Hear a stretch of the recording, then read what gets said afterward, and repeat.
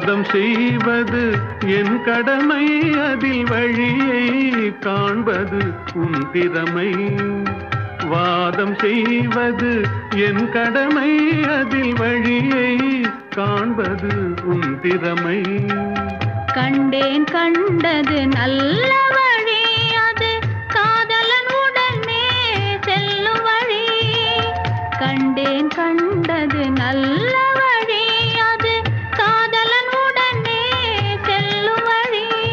சொன்னேன் பல முறை யாசிக்கிறாய், நீ சொன்னதை நானும் யோசிக்கிறேன்.